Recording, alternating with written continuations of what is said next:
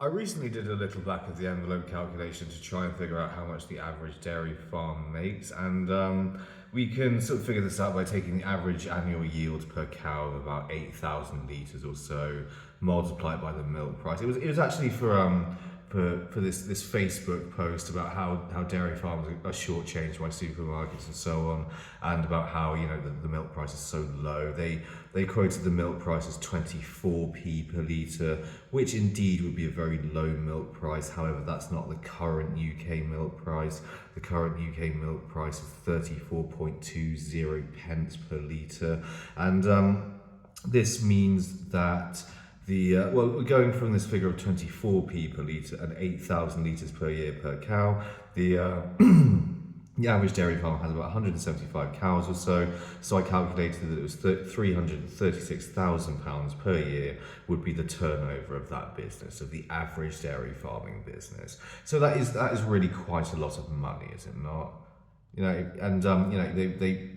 lot of farmers voted to remove their subsidies. They voted to get out of the EU, out of the Common Agricultural Policy, and so in addition to their already rather high earnings, let's face it, they are subject to now a lack of subsidisation, which means in practice that they have to just survive on what they earn and invest less money back into their business. And I don't really think that dairy farmers are actually doing all that badly.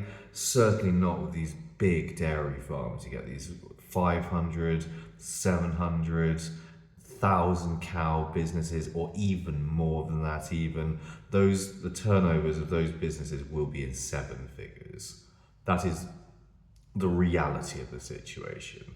Dairy farming is actually really rather lucrative. It's really rather a good bit of farming to be in. It generates rather a lot of money. The overheads are high. However, most dairy farmers I've worked for actually lead rather comfortable lives. The actual farm owners themselves, I'm not talking necessarily about the people working for them, the farm workers and the herds people, herd managers, whatever. Even they live pretty comfortable lives. Let's face it. They get a free house out of the deal. If you're a herd manager, very often you're on to 50, 60k a year. So that's not awful now, is it? And doing something you enjoy, working with livestock, which I love personally, and I want to continue doing it in the future, at least on a relief milking basis. Dairy farms, like they say, they're constantly struggling, but are they really struggling? How many farms are actually going out of business, really? And if you are going out of business, maybe you sort of deserve to go out of business, because I've worked on a few dairy farms as well who, in my opinion, do deserve to go out of business.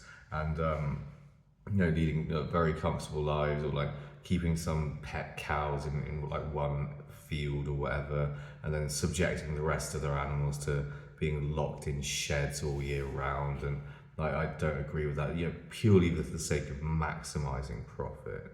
And we produce a huge glut of milk in this country, far more than the dairy, the big dairies can possibly handle, and the demand is reducing all the time.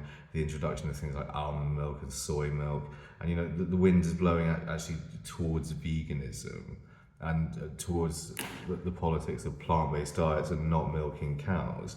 So the sort of solution that I would like to pilot to this problem of animal welfare and maximizing animal welfare is to introduce something like conservation dairy, if indeed that is a coined term, which I believe it might be, and using something like a mobile milking parlour in conservation grazing systems in fields, and gathering cows into such a device, and keeping cows with their calves, and allowing the calves to be with the mothers and so on in a sort of a rewilded setting.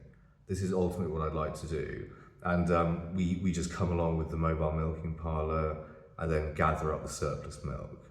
I think that's probably the kindest way to do dairy farming. It's the most holistic, organic, animal-friendly approach to the practice of dairy farming, I think. What I would never really want to do is to run an intensive dairy unit. That is my opinion. I've worked on intensive dairy units in the past, and like it just doesn't sit right with me. I think cows should at least be in fields. It always makes me happy when I see cows out grazing, because it's also a lot of fun getting them in on a quad bike to get them in the parlour. And really, I think when it comes to dairy, frankly, the intensive systems, a cow's happier in outdoors, grazing grass. I think they're slightly happier munching grass in fields, yes. But do they look exactly unhappy indoors in the intensive systems? Also, they don't seem to be in much distress very often, I have to say. But then again, we don't really know what's going on inside their heads, do we? It is also on a level the only thing they've ever known. So they are used to that system also. And a cow is a very resilient, tolerant, patient animal. And it can put up with quite a lot. But, from an aesthetic point of view, I do think cows in fields is ideal. But in cows in a rewilded system, the conservation grazing dairy cattle, I think this represents a really intriguing possibility, and one I'd really like to explore further. Because what we can do by doing this is create a premium for the quality of milk, above even organic level, to conservation grade dairy produce, which could command a premium even greater than that of organic dairy farming.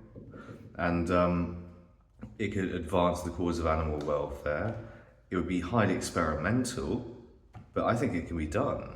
I've seen conservation grazing in action now. I've spent a year with the National Trust in Woolbeeding and in the South Downs. So, that's conservation grazing of beef cattle, not dairy cows. But those principles, I think, could probably be adapted to dairy farming.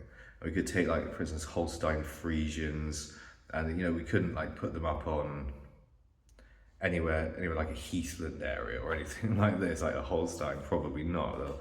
They'll fall in a gully or something and break their necks. But on a farm like my home farm,